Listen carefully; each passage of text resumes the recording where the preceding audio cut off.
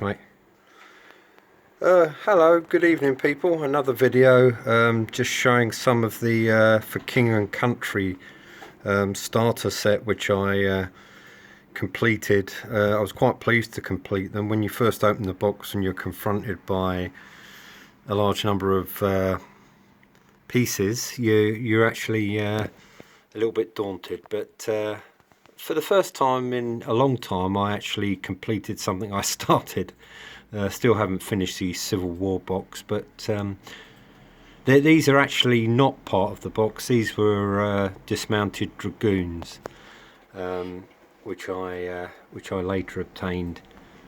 I've got them correspondingly mounted, of course, and I had various different regiments, the famous white coats, and I just really went through the book as supplied, the rule book, with all the details of different uniforms, and tried to basically just get as many and varied colours as I could. You know, I think I've even got some troops that are in orange at some point, and again I found these fairly decent to put together. Purple coated infantry. Now I can't even remember whether these King or Parliament, but they're near enough interchangeable, as we know. Grey coats there, and the wonderful thing is the different heads and the headgear. I had a lot of fun in basically choosing different headgears. One chap there, it looks very much like a modern tweed cap that he's wearing. I didn't use too many of those. It didn't, although it's historically accurate, it just didn't seem to look right. Got some yellow coats here.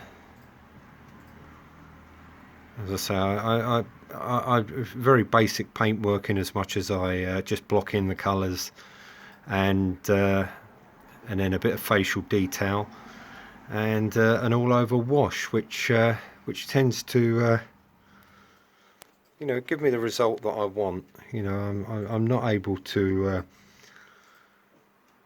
achieve some of the work that we see on YouTube, but I'm quietly pleased with what I get here. The armour came out quite well, the weathered armour, and we've got a sort of odds and sods set at the front here, which is basically a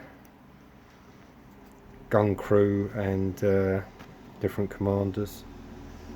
I'll show you all the guns and the cavalry at a later date. I particularly enjoyed the cavalry. The cavalry looked great, or at least the mouldings look great. I don't know if they look great once I've finished with them, but the traditional sort of lobster pot helmets, and you know, it was very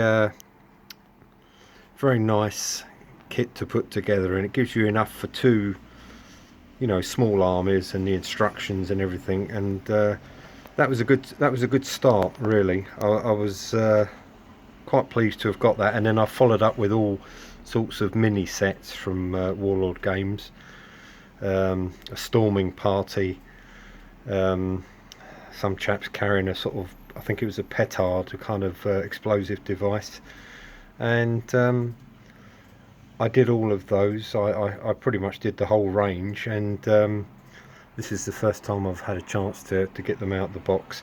I even did the General's coach, which I'll show you at a later date. The General with his lady and a small dog arriving on the battlefield with 4 horses, 4-horse team, and I got that as a kind of that was going to be my bonus when I finished all of them. I painted it last, and yeah, it was a milestone actually to get through them. You know, it's 100 figures or so one way or another, but just a brief update on some of the stuff I've got in my boxes.